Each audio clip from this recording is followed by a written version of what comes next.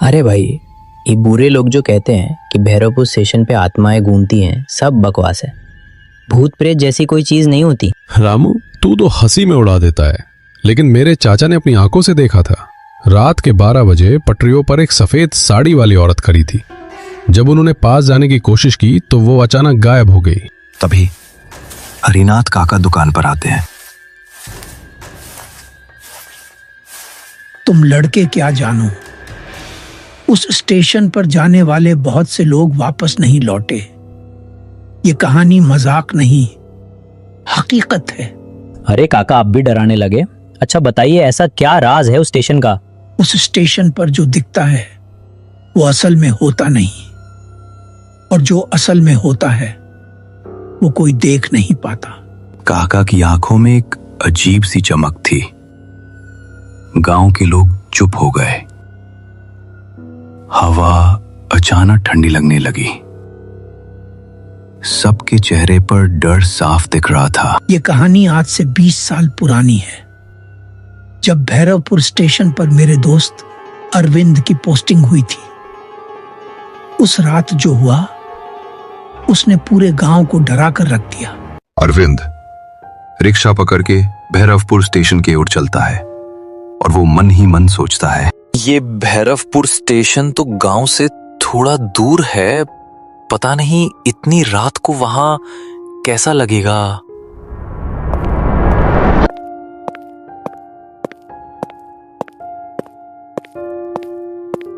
अरे कोई है यहाँ? चौकीदार भैया। पीछे से खड़खड़ाहट होती है। अरविंद पलटता है और देखता है कि एक बुजुर्ग चौकीदार हाथ में लालटेन लिए खड़ा है। कौन है तू? रात के इस वक्त यहाँ क्या कर रहा है? मैं अरविंद हूँ। नई पोस्टिंग हुई है मेरी यहाँ भैरवपुर रेलवे स्टेशन पर। सोचा पहले आपसे मिल लूं। पोस्टिंग? बेटा, यहाँ तो रात में कोई नहीं रुकता, ना अफसर ना कर्मचारी और ना ही कोई ट्रेन। क्या? लेकिन मेरे ट्रांसफर ऑर्डर तो यही कहते हैं कि मुझे यहीं ज्वाइन करना है। ट्रेनें कैसे नहीं रुकती? ये तो रेलवे स्टेशन है। सुन ले, यहाँ आधी रात के बाद कोई ट्रेन नहीं आती। जो ट्रेन आती भी है वो असली नहीं होती। आप मजाक कर रहे हैं ना? मुझे डराने की कोशिश मत कीजिए। मैं नियम से अपनी ड्यूटी करूंगा।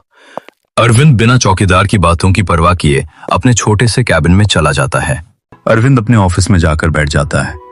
बाहर सन्नाटा इतना गहरा था कि जैसे समय रुक गया हो, लेकिन उसे पता नहीं था ये सन्नाटा आने वाले डरावने राज की दस्तक है। बाहर से अचानक किसी ट्रेन की सीटी की आवाज आती है।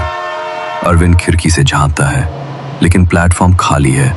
कोई ट्रेन नहीं है, सिर्फ अंधेरा और हवा की सरसराहट। अजीब है, सीटी तो सुनाई दी थी। अरविंद को यकीन था कि उसने सीटी सुनी है। वो प्लेटफॉर्म पर गया। रात गहरी हो चुकी थी। हवा ठंडी और बेचैन थी। अरविंद प्लेटफॉर्म पर खड़ा चारों ओर देखता है। तभी अचानक पटरियों से धड़धड़ाहट की आवाज गूंजती है। ये आवाज तो ट्रेन की है। धीरे धीरे धुंध से एक ट्रेन निकलती है, लेकिन उसमें कोई रोशनी नहीं, ना खिड़कियों में लोग, बस खाली डिब्बे, और डिब्बों की खिड़कियों से धुंध टपक रही है। ये कैसी ट्रेन है? इस समय तो कोई गाड़ी शेड्यूल पर नहीं है। कहा था ना बेटा, ये ट्रेन असली नहीं है। ये उन लोगों की है जो कभी यहां से गुजरे थे और लौट कर नहीं आए। ट्रेन धीरे धीरे धुंध में गायब हो जाती है, लेकिन उसकी आवाज देर तक सुनाई देती है। अचानक पूरा स्टेशन और भी सुनसान हो जाता है।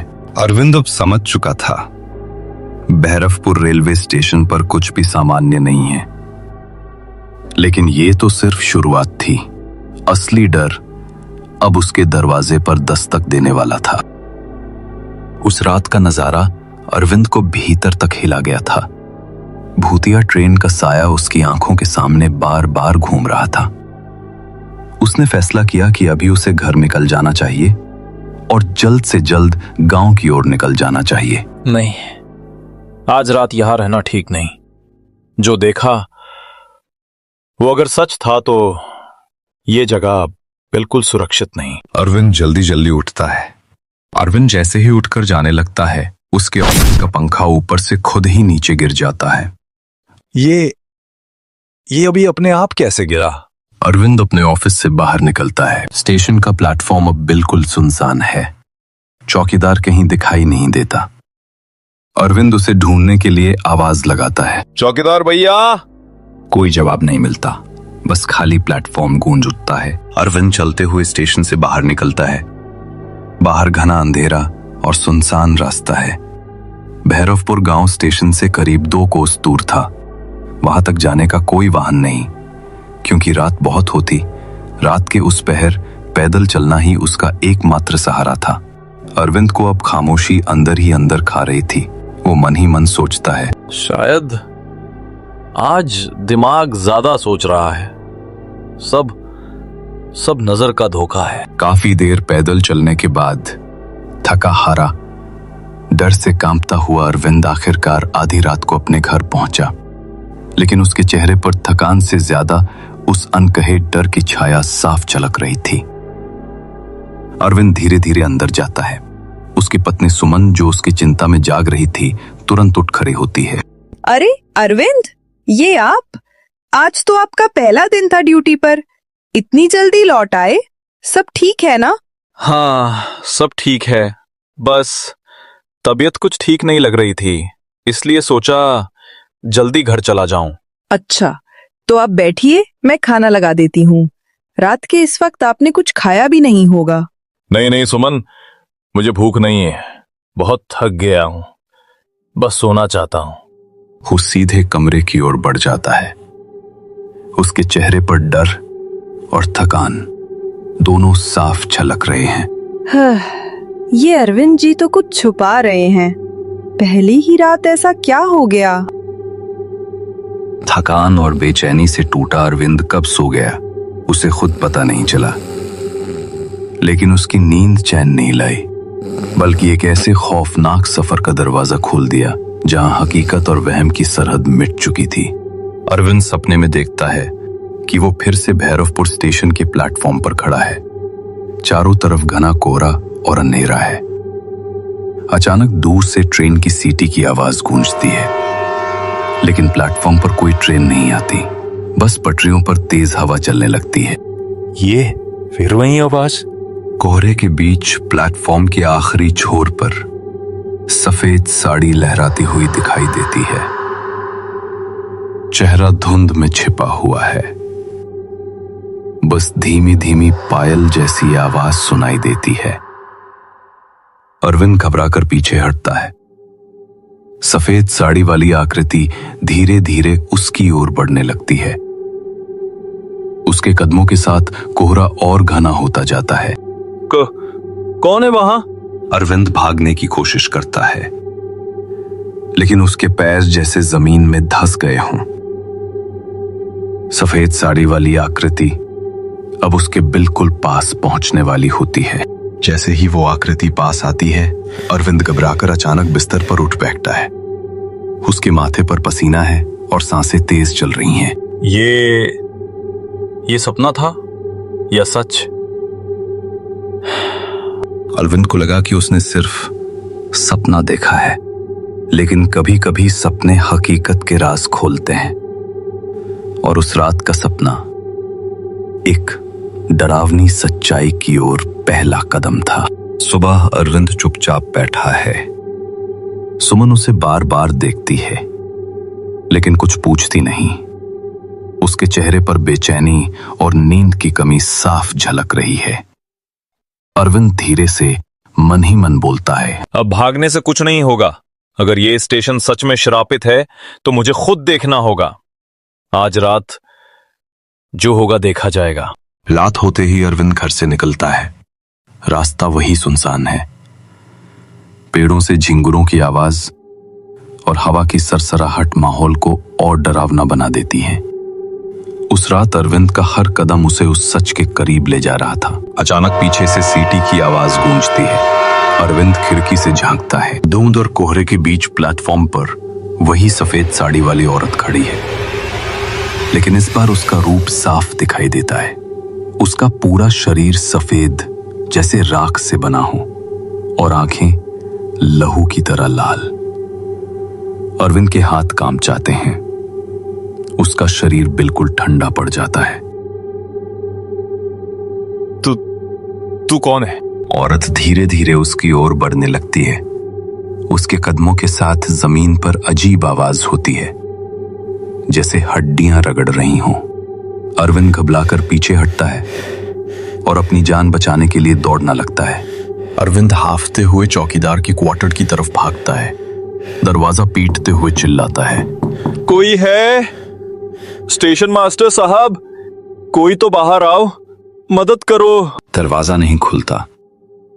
चारों तरफ बस वही परछाई और उस औरत की पायल जैसी आवाज गूंज रही थी। अरविंद अब उस सच से मुंह नहीं मोड़ सकता था। वो औरत जो बरसों से भरवापुर स्टेशन की रातों को अपने कब्जे में लिए थी, अब उसके सामने थी। रात के सन्नाटे में पसीने से तरबतर अरविंद स्टेशन मास्टर के ऑफिस के दरवाजे पर धड़धड़ाता है। दरवाजा अचानक कटकट की आवाज के साथ खुलता है और अंदर से वही चौकीदार लालटेन हाथ में लिए बाहर निकलता है। अरे बाबूजी, आप इस वक्त यहाँ? क्या हुआ? इतनी घबराए क्यों लग रहे हो? मैंने अभी अभी देखा, सफेद साड़ी में एक औरत, उसकी पूरी देह सफेद थी और उसकी आंखें खून जैसी लाल। वो स्टेशन पर ही घूम रही थी, मुझे घूर रही थी। अरविंद की सांसें तेज चल रही थीं।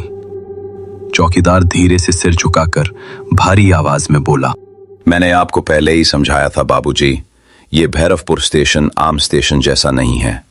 यहाँ कोई रात को नहीं रुकता, क्योंकि इस जगह पर एक अधूरी आत्मा भटकती है। कौन है वो औरत? कई साल पहले यहीं प्लेटफॉर्म नंबर 2 के पास एक औरत की दर्दनाक मौत हुई थी।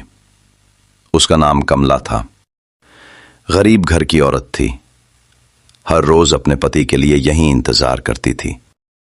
एक रात तेज आंधी आई, वो गिरकर पटरियों पर जा गिरी और फिर कभी वापस नहीं उठी। तब से लोग कहते हैं कि उसकी आत्मा यहां भटक रही है, सफेद साड़ी में, लाल आंखों के साथ, क्योंकि उसे शांति नहीं मिली। मतलब जो मैंने देखा वो सच था? हाँ बाबूजी, वो सच था। और अब मेरी एक बात मान लीजिए, ये जगह छोड़ दीजिए, वरना ये आत्मा आपको चैन से जीने नहीं देगी। बहुत लोग यहां टिकने की कोशिश कर चुके, लेकिन कोई भी ज्यादा दिन टिक नहीं पाया। ठीक है, मैं कसम खाता हूं, मैं यहां दोबारा कभी नहीं आऊंगा। उस रात के बाद अरविंद ने तुरंत ट्रांसफर की अर्जी डाल दी और कुछ ही दिनों में वह भैरवपुर छोड़कर हमेशा के लिए चला गया। लेकिन गांव के लोग आज भी कहते हैं, जैसे ही सूरज ढलता है, भैरवपुर स्टेशन पर सफेद साड़ी वाली कमला की आत्मा घूमती दिखाई देती है और जिसकी नजर उससे मिल जाए, उसकी जिंदगी कभी पहले जैसी नहीं रहती। दोस्तों, मैं आपके लिए बहुत समय से कहानियां बनना रहा हूं, लेकिन कोई सब्सक्राइब नहीं करता। कृपया थोड़ा सपोर्ट दिखाएं, चैनल को सब्सक्राइब जरूर करें, जिससे मुझे और अच्छी कहानियां बनाने की हिम्मत मिलेगी।